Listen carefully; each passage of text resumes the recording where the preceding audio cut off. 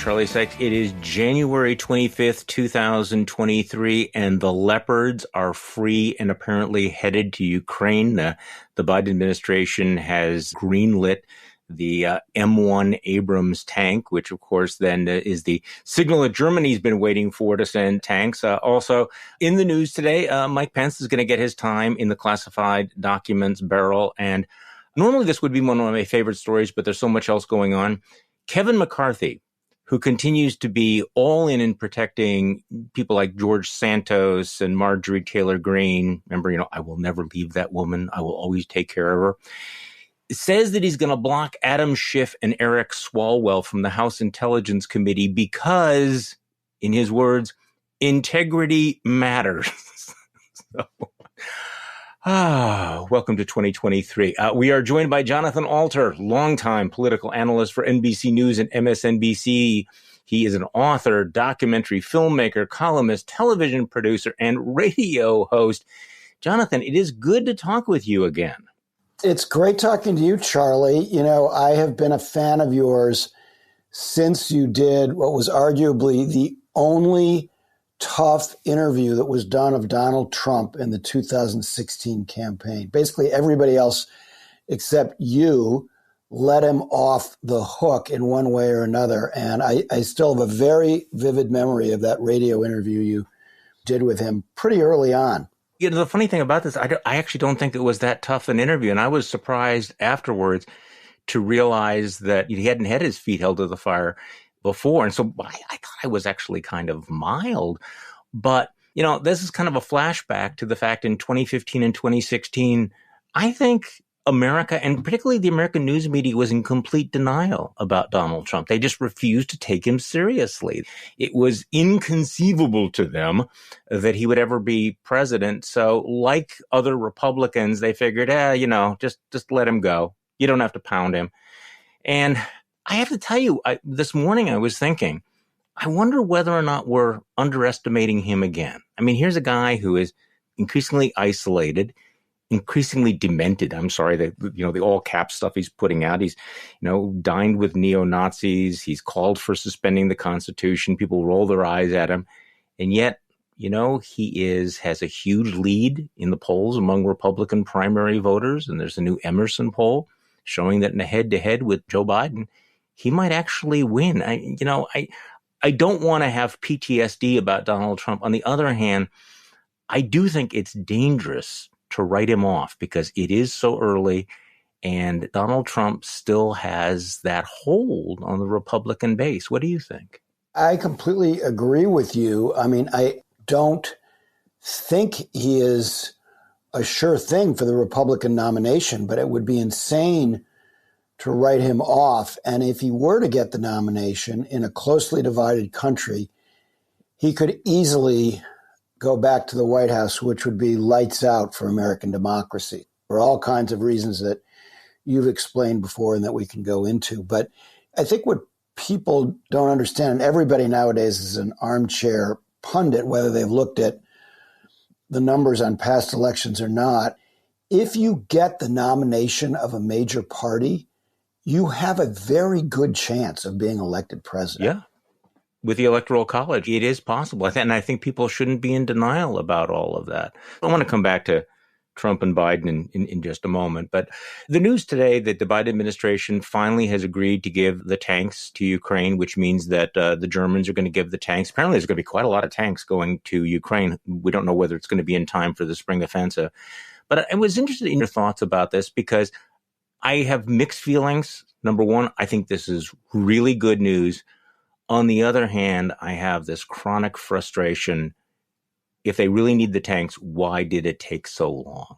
You can always second guess the speed with which the Western alliance came to the aid of Ukraine, but better late than never. You have a faction of the Republican Party that doesn't want to give any weapons at all and is actually on Russia's side. Marjorie Taylor Greene, who's effectively the majority leader or majority whip of the House of Representatives at this point, she's anti-Ukraine. These tanks, I think, are coming just in time. This is an extraordinarily important development. because it gives the edge to the Ukrainians. Mm-hmm. I think it's about 40% of Russian tanks have already been destroyed. Their tanks are not nearly as good. Now, I'm not a fan of the M1.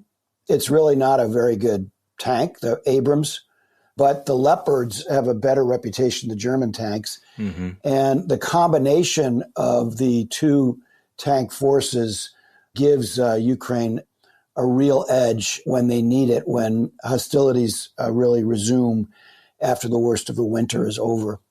So you mentioned Marjorie Taylor Greene before, and we've had a couple of news stories about what Kevin McCarthy is doing over the last 48 hours, including, putting some of the Freedom Caucus bomb throwers onto the Rules Committee. I don't know if you've seen a list of the appointments to the Weaponized Government Committee, whatever it's called, the Oversight Committee. I mean, that looks like the Star Wars bar scene of the House Republican caucus. I am really struck by the fact that in announcing that he's blocking Eric Swalwell and Adam Schiff from the Intelligence Committee, he's citing integrity. At the same time, he is still granting committee assignments to George Santos. And really his new BFF is Marjorie Taylor Greene. You probably saw NBC News is reporting today that Marjorie Taylor Greene is telling people that she's really angling to be Donald Trump's vice presidential running mate, which I have to tell you is crazy, but not implausible at this point. Yeah, I don't think that Trump is likely to pick her, but she clearly, for a woman who believes in Jewish space lasers and is okay with assassinating Nancy Pelosi, her closeness to Kevin McCarthy that was outlined in a good New York Times article is just shocking. And I really recommend people read that article. The only problem with it is it had the wrong headline. It called her a firebrand when she should be called an extremist. And when is the press going to get the memo that these people are not just firebrands or mavericks? They are way out on the lunatic fringe of American politics. As far as throwing Adam Schiff and Eric Swalwell off the Intelligence Committee, why were they thrown off? Well, the cover story for Kevin McCarthy was what Adam Schiff did on Russia, back in 2017. He went too far in his accusations about Russia. Well, what also has happened this week? The former head of the counterintelligence unit of the New York FBI was arrested for taking payments from Deripaska, the Russian oligarch. So clearly, Adam Schiff was not barking up the wrong tree. And even if he had been, that wouldn't have been reason to throw him off the committee. But basically, everything Adam Schiff was talking about is turning out to be correct. As far as Eric Swalwell goes, there was a Chinese lobbyist who tried to, get an intern in his office, somebody close to him. When it was discovered, Swalwell reported it. There was an investigation and he was cleared. Like, what's the point of investigations if when somebody is fully cleared, it's still held against them? So these are just two more black marks smudging Kevin McCarthy's, ledger. Okay, so let's go back to the Russia investigation and the FBI agent. I have to admit that I'm still trying to disentangle everything that we're talking about, because we're talking about a very high-ranking agent who played a significant role in the investigation of the Trump-Russia collusion. So, and it turns out he's on the payroll of one of the Russian oligarchs. Not surprisingly, Donald Trump down in Mar-a-Lago is seizing on this as another example of FBI corruption. But actually, it looks like it's almost the opposite here, because as you point out, what you have now is more evidence of the degree to which, Russian influence was being felt, and whether or not this guy might have been involved in, I don't know. I mean, how does this play out in terms of, was the Russia thing real? Was it the Russia hoax? What have we learned? What is the fallout going to be from this, do you think? Or is it too early to know? So I think it complicates Jim Jordan's task as chairman of this new committee on the weaponization of, the federal government, mostly focused on the FBI. with this, as you called them, the Star Wars bar on his committee. The Democrats on the committee now have, a very clear way to push back. Okay, all right, you want to investigate the so-called Russian hoax? Well, we obviously have to investigate this guy, who's just been indicted, and his connections to Trump. Remember, if you go back, the reason that Comey came forward just before the 2016 election is he was worried about leaks from the New York office of the FBI, anti-Hillary leaks. Now, we know that Giuliani had all these contacts with the New York office of the FBI, which was pro-Trump. So if he's going to look at the politicizing of the FBI, they're going to have to go there on this other dimension of it. And, the information they have about, anti-Trump people in the FBI, which we're going to see a lot of, is going to have to now be matched by the information about pro-Trump people in the FBI. And we'll see whether Jordan tries to prevent that from happening. But at a minimum, it gives the Democrats on the committee an opportunity to put Jim Jordan and the rest of his clowns on the defensive. Yeah, it's going to be an extraordinary story. Okay, so let's move ahead, flash forward to today or yesterday. Mike Pence, the latest president or vice president to get caught up in the, having confidential documents, squirreled away somewhere, obviously an embarrassment for the vice president, especially since, Pence had given interviews where he was critical of Trump and then he was critical of Biden. So he gets his time in the barrel. I'm guessing that right now, George W. Bush and Bill Clinton and others are on the phone to, I don't know, Al Gore. Do you think it stops here, or are we going to find out that basically everybody walked out of the White House or the vice presidency with confidential documents? And if everybody does it, what does that mean for Trump and for Biden? So I saw a story this morning that Jimmy Carter said that he had returned some documents many years ago. He actually was not subject to the Presidential Records Act, which he signed when he was president. I wrote a biography of Jimmy Carter that came out fairly recently, and he was scrupulous about these things. He was entitled at that point, when he left the presidency in 1981, to bring records with him. But after the Presidential Records Act went into effect in the Reagan administration, Carter scoured his archives and returned some records so people like me couldn't find them. Dick Cheney, George W. Bush, Bill Clinton, and Barack Obama have all in the last 24 hours reported that they did not find any classified records in their homes or offices.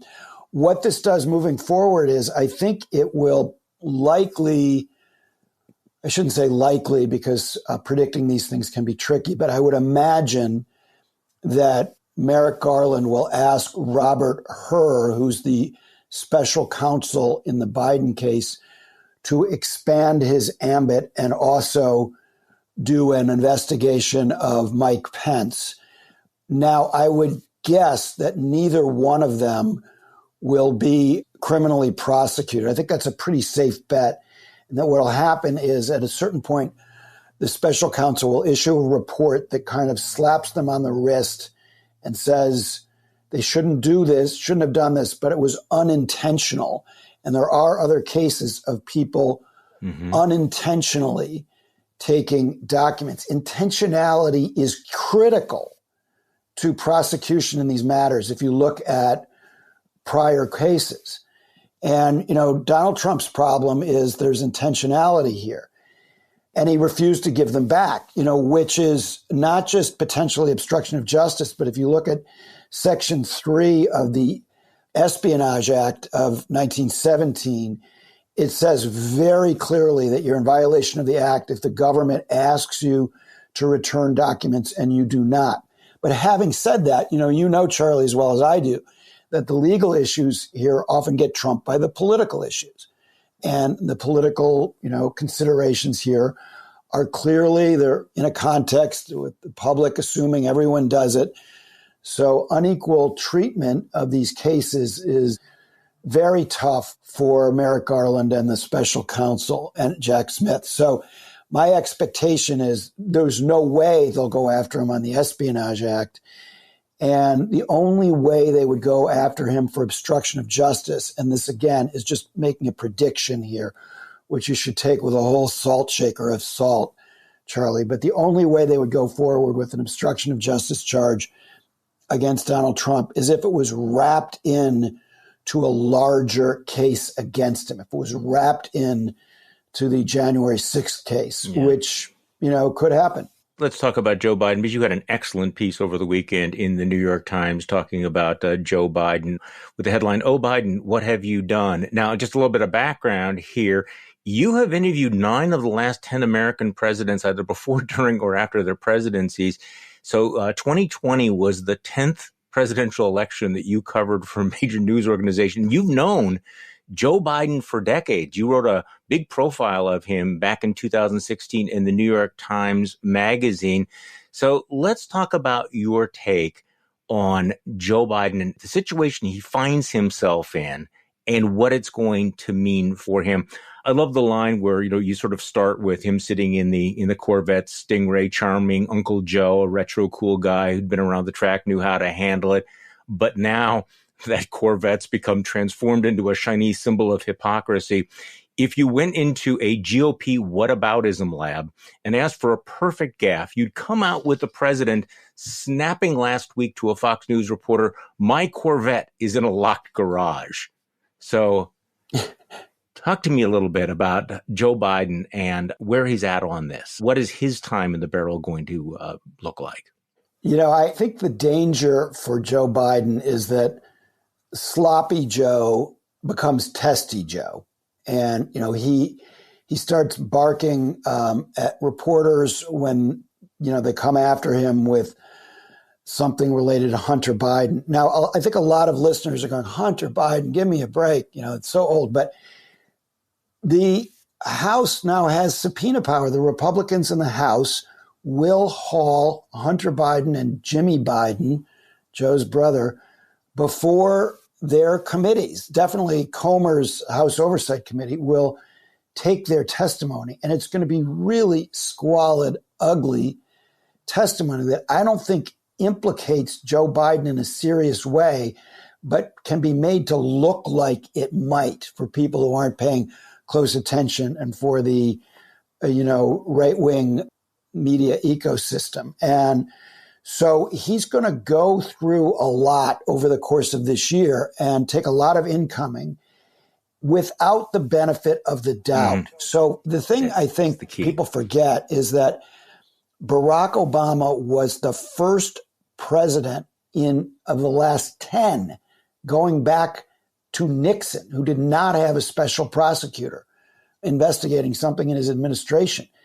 And they were clean as a houndstooth. And I can explain why Solyndra and Fast and Furious and these other things were not real scandals if you want. But without wasting time on that, Solyndra, just very briefly, that program in the Department of Energy actually made money for the federal government and there was no impropriety.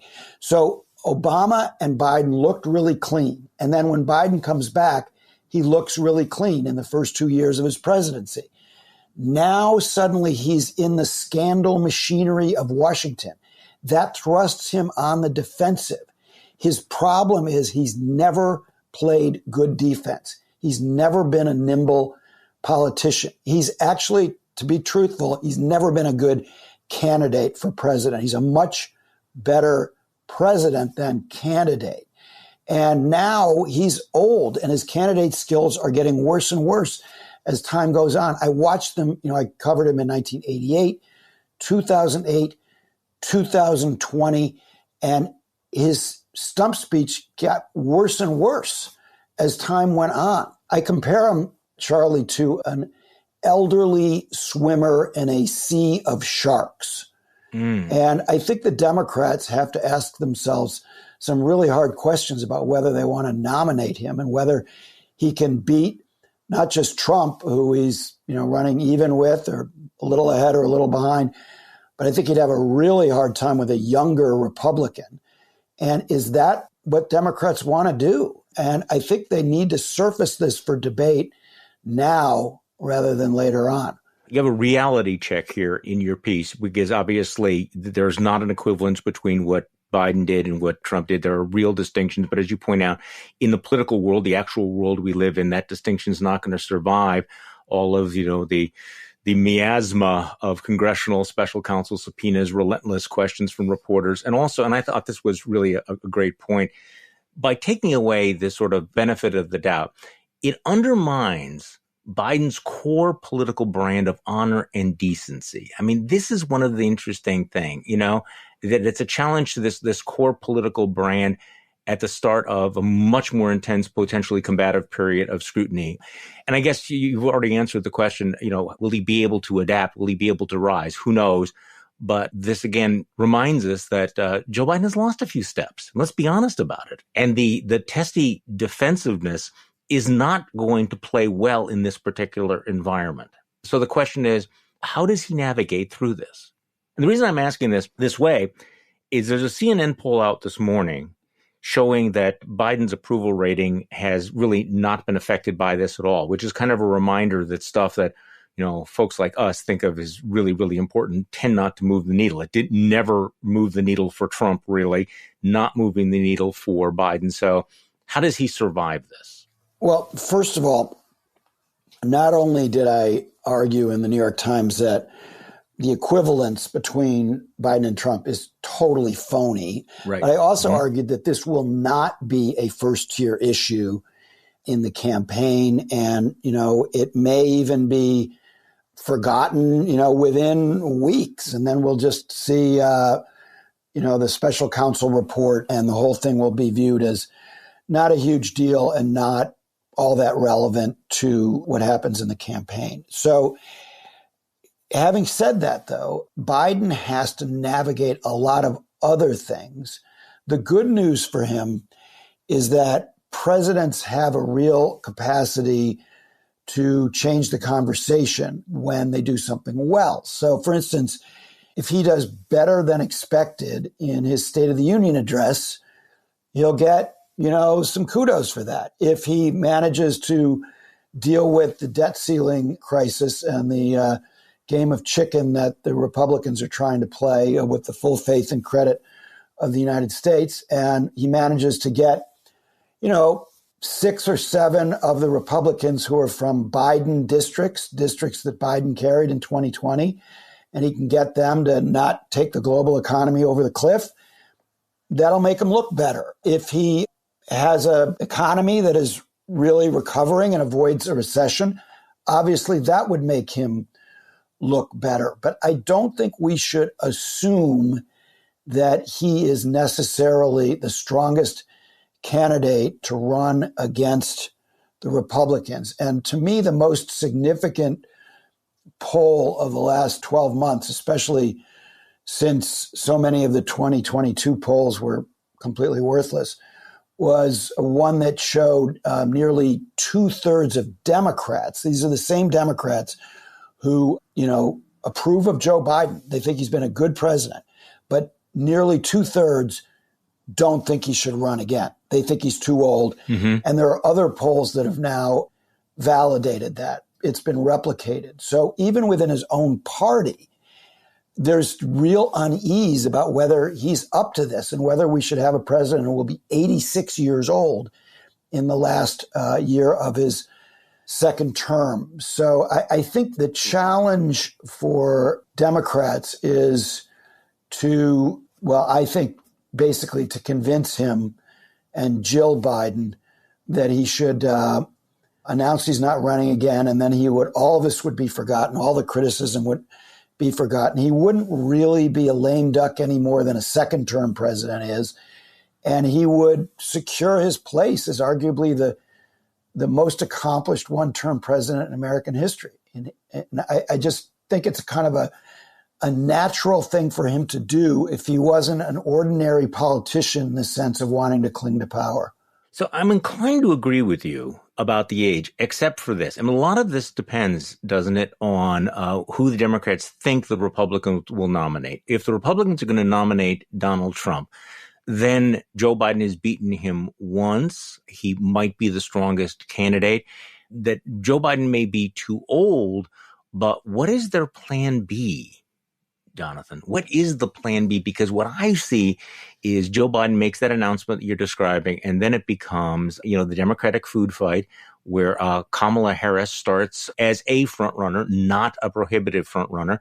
But you have all of these divisions between the centrists and the progressives, out in the open. And it's certainly possible that the Democrats would nominate somebody less electable than Joe Biden. I mean, Joe Biden was the nominee because he was perceived to be the most electable candidate against Donald Trump. And isn't that still the case in 2024? As long as it's Donald Trump. If it's a younger nominee, it's a different calculus. But let's just look at, if the Democrats think that it's going to be Donald Trump, aren't they still where they were last time, that Joe Biden is the safest choice, the most likely to be able to win a presidential general election? Personally, I think that any Democrat can beat Trump because the independents, went for Biden by 9%, and they would continue to break for the Democrat if Trump was the nominee. But if Trump is not the nominee, and I don't think he's going to be for reasons that we can discuss, just to be clear, I think writing him off or saying he won't be the nominee is silly. But I think ultimately he will not be the nominee. Then the Democrats are in a real pickle because, Biden could easily lose independents to Ron DeSantis or, especially to Brian Kemp or Glenn Youngkin. Yeah. And younger voters don't like Biden. And this has been clear over and over again. So there are these problems and challenges that he has. And I think that in handicapping this, which at this early stage is very difficult to do, and I won't pretend to tell you who I think is going to win the nomination, but in handicapping it, you've got to not rerun 2016. So there's not going to be a self-avowed socialist in the Democratic primaries. Bernie Sanders isn't running, right? And Ro Khanna, or he's even not a self-described socialist. There are not these, AOC's not going to be running, right? I don't believe that Kamala Harris is popular enough within the Democratic Party to make any significant headway in the primaries. And Biden probably wouldn't endorse her in the same way Obama didn't endorse him. But even if he did, I don't think that would be a particular advantage for her. So it would be wide open. And I think both parties are much more likely to nominate governors or former governors for president. And this documents story reinforces that because it says, all of them in Washington, they all do it. They're all hypocrites. They put people in jail for taking classified documents home, but when they do it, it's okay. Mess in Washington. Let's get an outsider. That's been a very powerful impulse. So who would be, in your mind, the strongest Democratic non-Biden nominee in 2024? To my mind, the strongest would be Gina Raimondo, who's currently the Secretary of Commerce. There's talk about her becoming Secretary of the Treasury if Janet Yellen steps down soon as expected. Biden has described her as the star of his cabinet privately. She has obviously executive experience as a former governor of Rhode Island, and now she has Washington and international experience, which you get when you're Secretary of Commerce. She's really well respected. A little bit of a problem with some elements of organized labor, but they don't carry the clout that they once did in the Democratic Party. And there have been cycles. I mean, go back to 1976, organized labor was against Jimmy Carter. It didn't make any difference. Organized labor was behind Dick Gephardt.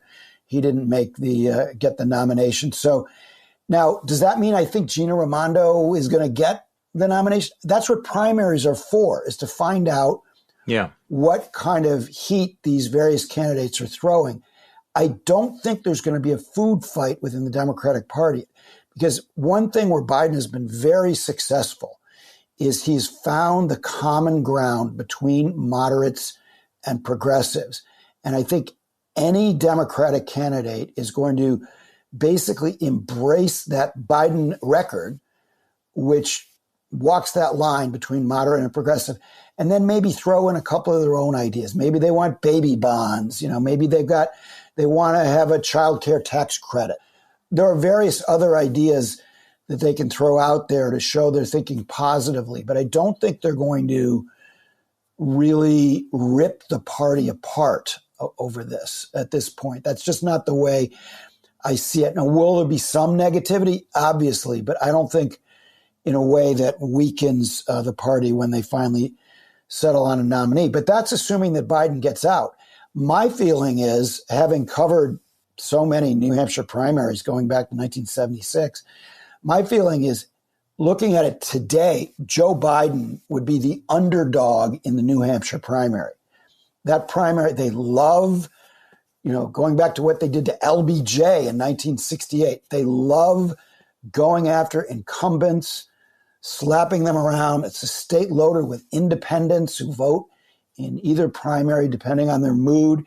Biden is very unpopular in New Hampshire now for trying to push them out of their first in the nation. We don't know which, renegade Democrat, in other words, Democrat with the balls to do this, would be willing to say, look, I think he's been really good, but we need vigorous new leadership.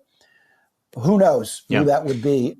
They have, a year to figure it out. So whether he's challenged or not depends on what 2023 is like for Joe Biden. If he has a good year, he probably won't be challenged. If he has a not so good year, he probably will be. I think that's probably right. See, I worry that when Joe Biden leaves the scene, that what he represented was kind of a Band-Aid that disguised the very, very deep and enduring rifts in the Democratic coalition, and that it would flare up rather than people saying, okay, the Biden coalition worked, let's replicate that. My concern is that it rips apart, and that you get, folks who are, shall we say, a little bit less realistic when it comes to politics. Sure. I just want to say that's a very legitimate worry, because never underestimate the ability of some Democrats to lead with their chins. All you have to do is look at defund the police. But also, you do need to look at their remarkable unity in the last couple of years. The discipline inside the Democratic Party in both the Senate and the House has been rather extraordinary. And I don't see these ruptures like you saw in, say, as I mentioned, I wrote this book about Jimmy Carter. So in 1979, right before the 1980 election, already the Kennedy-Carter split was flaring into view. You had this very intense rupture between the moderates and the what were then called, liberals, very liberal Democrats. I don't see that going on inside the Democratic Party right now. No, and in fact, that's one of the extraordinary things about 2023 so far, watching the House Democrats who just lost control, though, hanging together, behind Hakeem Jeffries, that if the early years of the Biden presidency were characterized by a little bit of internecine warfare among Democrats, now what you're seeing is they're all pulling together. Nancy Pelosi was able to hold a very, very small majority together. So from the Democratic point of view, as long as they can keep that truce going and watch as the Republicans turn on one another, because the Republican crackup is very, very real. I mean, when you have Marjorie Taylor Greene fighting with Lauren Boebert, the quote unquote moderates, I put quotation marks around that, against the extremists, that would be a scenario that they could carry in. If Joe Biden steps away, the potential is that you have a Democratic crackup. And again, we've sort of talked about this. But now, you said something I'm very interested in. You do not think at this point that Donald Trump gets the nomination. And I understand that position. I'm trying to work through in my mind, though, the scenario in which he is beaten. I mean, let's say, for example, that Ron DeSantis was to beat him in New Hampshire. Donald Trump doesn't go away. Donald Trump does not graciously concede defeat. So how does it play out? And particularly if the Republican field does not coalesce, if we have a replay of 2016, if you have Mike Pompeo and Glenn Youngkin and Nikki Haley and Ron DeSantis, and they're all jockeying, then all Donald Trump needs is to get, 38, 39, 40% of the vote to get the nomination. So how does he lose this nomination? How do you see it playing out? So I think all of the points you raise are legitimate concerns, but there are other ways that this plays out. And I think the most important kind of leading indicator are these focus groups of Trump voters. And they're 80, 90% for DeSantis at this point. Like they'll have 12 people in the focus group and 2 people will raise their hand for Trump. Yeah. Okay. So his popularity inside the Republican Party is in question. I'm not minimizing that he brings new, people to the polls who wouldn't otherwise vote, but look at his strength in a state like Georgia, where he's basically just been beaten, basically 4 times now in the last 3 years. Mm-hmm. So if you had somebody like Brian Kemp, who interestingly is showing up at this Texas forum they're having, that's a little bit of a tryout for various Republican potential candidates that the Texas Republican Party is hosting.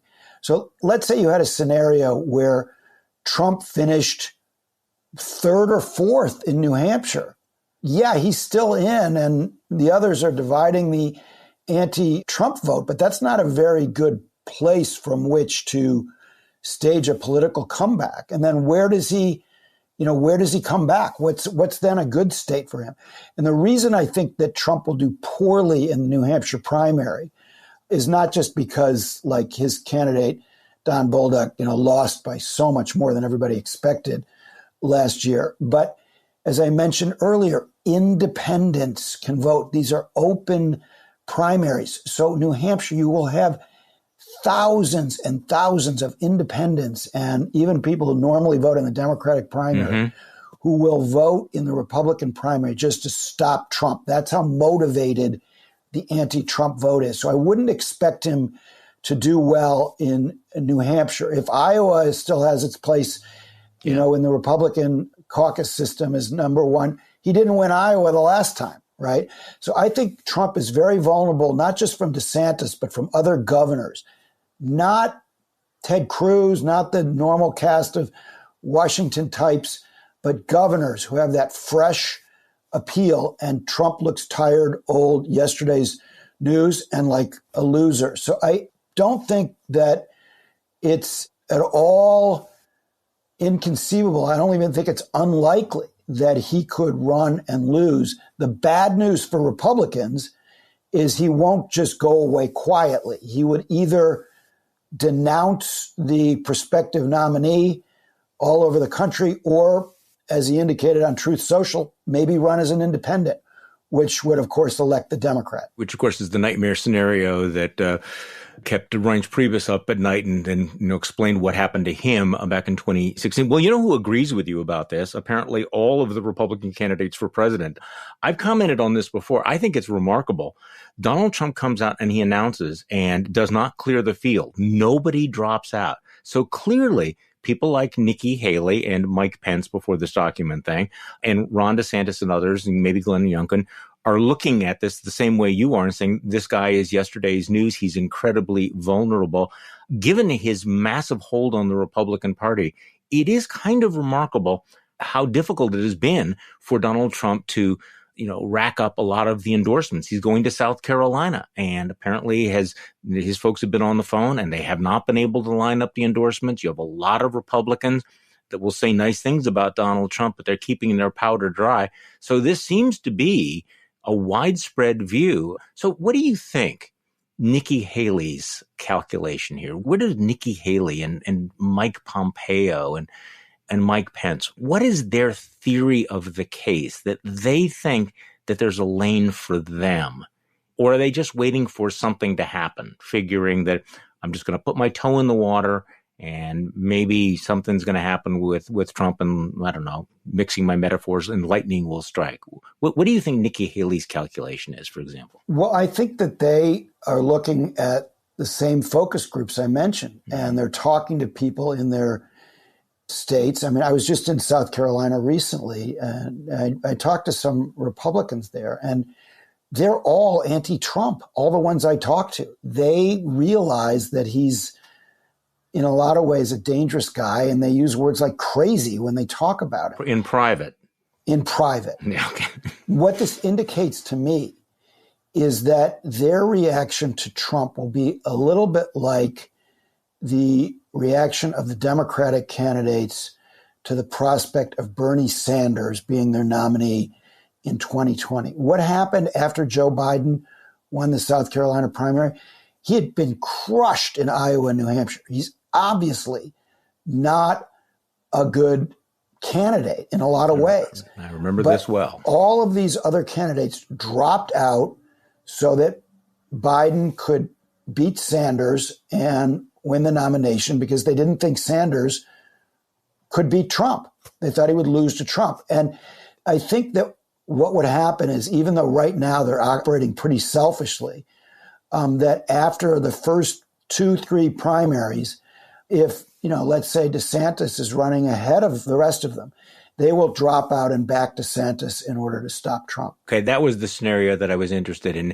And, this is an interesting reminder from 2020, because I remember there was a moment when it appeared that Bernie Sanders was about 10 or 11 days away from sealing the nomination. Right. He was on this cruise path. And I remember my colleague Tim Miller wrote a piece in the Bulwark about this, to Democrats, you have 11 days to save the party. And sure enough, that's what happened with South Carolina. And then this amazing decision by all the other candidates to get out of the way. It would be interesting to know, to find out whether or not the Republicans have that same, level of. And by the way, that was a very non-Democratic Party type moment when you think about it, right? I mean, the Democrats in 2020 behaved in an unusual manner, right? Because usually they will fight to the bitter end, but they did not. It'll be interesting to see whether Republicans take that same lesson in 2024, because I think it was a little bit the cost of breaking bad on Bernie Sanders is considerable, but not nearly as dangerous as breaking bad on Donald Trump, because that fear of that third party is going to be very, very real. Yeah, that's a good point. But I mean, just to your larger point, the great humorist Will Rogers in the 1930s, he famously said, "I'm a member of no organized political party. I'm a Democrat." And now you could say that that's true of the Republicans in the same way they flip from the solid Democratic South to the solid Republican South. The Republicans are now a chaotic party, and some of them thrive off the chaos. But I do think the other candidates that you mentioned, they are not like House Republicans. They're basically grown-ups. Nikki Haley's a grown-up. Glenn Youngkin's a grown-up. I don't know about Mike Pompeo.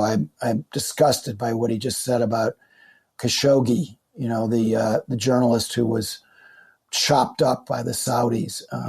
It sickens me what Pompeo, who I thought was a terrible Secretary of State and didn't back his people. And so I'm not sure that he would be responsible, but I also don't think he'd be a very good candidate. The other good candidates, I think that they would, if Greg Abbott or Brian Kemp is getting it done, finishing first and second in some primaries, I think they would, say, all right, let's get behind him. That's the best guy to assure that we get back into the White House and we all get back into power. But again, I think the bigger challenge in some ways for the Democrats, because if at that point they're saddled with Joe Biden and it's Joe Biden against Brian Kemp, give me a break. If you're a Democrat, you're looking at a wipeout. It is interesting what you mentioned. Mike Pompeo has this new book out where he goes through all of the people that he dislikes, and it's somewhat savage and kind of mocks the murder of Jamal Khashoggi. And I think that he and DeSantis have perhaps figured out that in the era of Trump, people are not looking for a nice guy anymore. So they're free to engage in performative assholery, thinking that the voters that at least the primary voters are not repelled by this. They don't want a guy that they can have a beer with. They want somebody who's going to punch somebody they don't like in the face. Right. And so you're seeing kind of a new style of politics. And by the way, Ron DeSantis' strategy is interesting. And I don't know whether he will, fade when he gets into the race, but the way that he has been lining up right-wing Twitter trolls, buying off people like Christopher Rufo, going into the heart of MAGA and picking these people off at the same time, enjoying the sort of Republican establishment, National Review type, anybody but Trump sentiment. The thing about Ron DeSantis is that he will be acceptable to a wide range of Republicans as an alternative to Trump. And he clearly has been working to do that. Whether or not that will make him electable in November, I have a big question mark. I just kind of wonder about all of the things that he's doing that will be so effective to winning a Republican primary will make him, put him in a deep hole come November, depending on who he's running against. I'm quite skeptical about DeSantis in the general election. I would be bullish on his prospects to knock Trump off in a primary, though. So I agree with you, but I also think that the point that you've made that as bad as DeSantis is, Trump is a unique evil is important to keep in mind, because you still hear a number of Democrats who say, well, DeSantis is, just a smarter, more effective Trump. And that's not true. I mean, Trump is in a class I agree. of his own. But just in thinking and handicapping this a little bit, and it's obviously really early, and pundits have a horrible track record, so please don't hold me to this. But I think the map poses a real problem for Trump. I don't see where he gets his first big victory. I mentioned Iowa and New Hampshire. I don't think he's going to do well in either state. Georgia, he's got nothing going in Georgia. He's not going to win the Georgia primary. It's clear. Now, there are other big states. I don't know exactly what the order of primaries are going to be. If South Carolina is still early on the Republican side and Haley's in the race, she takes that off the board. Trump's not going to beat Haley in South Carolina. Where does he go to get his first big win to show that he's back? I'm not sure. Well, the question is where he goes when he loses. You mentioned that he lost in Iowa to Ted Cruz. You remember that he was not exactly a gracious loser back then. He was saying, that the lion Ted Cruz, had stolen it and cheated him, et cetera. And again, so it's going to be very, very messy on the Republican side. There's no clean break on the Republican side. So, but then again, this is why we play the game, right? I mean, this is why we go through the very messy democratic process. Jonathan, it is so good to have you on the podcast. We will have to have you back. I appreciate it very, very much. Jonathan Alter, longtime political analyst for NBC News, MSNBC, author, documentary filmmaker, columnist, television producer, radio host. You mentioned your most recent book is his very best, Jimmy Carter, A Life. He was a senior editor and columnist at Newsweek, and he now writes the Substack newsletter Old Goats, and you can subscribe. Jonathan, thank you so much for coming on the podcast. Thanks so much for having me, Charlie.